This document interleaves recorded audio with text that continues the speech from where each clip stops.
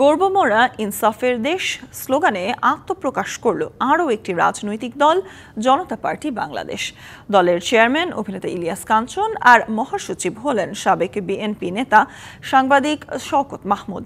৩২ বছরে নিরাপদ সড়ক বাস্তবায়ন করতে না পেরেই রাজনৈতিক দল গঠনের কথা জানান ইলিয়াস কাঞ্চন।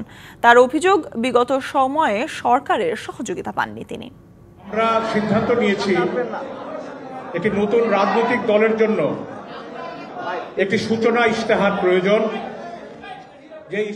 ছাত্র জনতার অভ্যুত্থানের পর চলছে নতুন রাজনৈতিক দল গঠনের হিড়িক। এবার সে তালিকায় যোগ হলো জনতা পার্টি বাংলাদেশ। নতুন এই দলের স্লোগান গর্বমোরা ইনসাফের দেশ। সত্যিকার অর্থে দেখতে চাই ইনসাফ সমৃদ্ধ, দৃঢ় সার্বভৌমত্ব বলিয়ান নতুন শক্তি হিসাবে এক নিরাপদ। শুক্রবার সকালে রাজধানীর একটি হোটেলে ঘোষণা দেওয়া হয় নতুন দলের রূপরেখা, ভবিষ্যৎ পরিকল্পনা এবং নির্বাচনী প্রস্তুতি তুলে ধরেন দলের মহাসচিব। শুধু স্বপ্ন নয়, নতুন বাংলাদেশকে গড়ে তুলতে চাই অভূতপূর্ব কর্মযজ্ঞে। এই জন্য তরুণেরা প্রস্তুত। শুধু চাই ইমানি অঙ্গীকার ও পরিকল্পনা।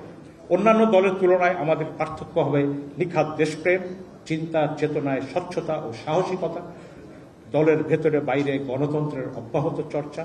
একনল হ্যান্ড ওয়াশ 100% প্যারাবেন ফ্রি, তাই নিরাপদ হাতের জন্য আস্থা রাখুন একনলে। জনতা পার্টি বাংলাদেশ এর অন্যান্য নেতাদের নাম ঘোষণা করেন দলের চেয়ারম্যান ইলিয়াস কাঞ্চন। নির্বাহী চেয়ারম্যান ও মুখপাত্র গোলাম সারোয়ার মিলন, ভাইস চেয়ারম্যান। দলের লক্ষ্য তুলে ধরেন নিরাপদ সড়ক চাই আন্দোলনের এই প্রতিষ্ঠাতা। বলেন, রাজনৈতিক সদিচ্ছা ছাড়া সড়কে দুর্ঘটনা কমানো সম্ভব নয়।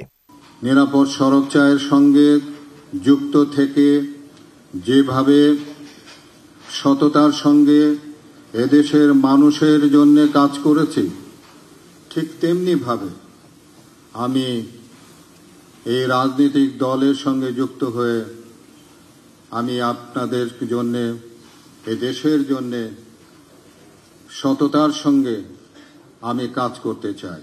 কয়েকটি দলের নেতাকর্মী ছাড়াও জনতা পার্টি বাংলাদেশ আত্মপ্রকাশ অনুষ্ঠানে ছিলেন বিভিন্ন শ্রেণী পেশার মানুষ। অনেক অনেক হৃদয় দিয়ে আপনাদেরকে আমি গ্রহণ করছি।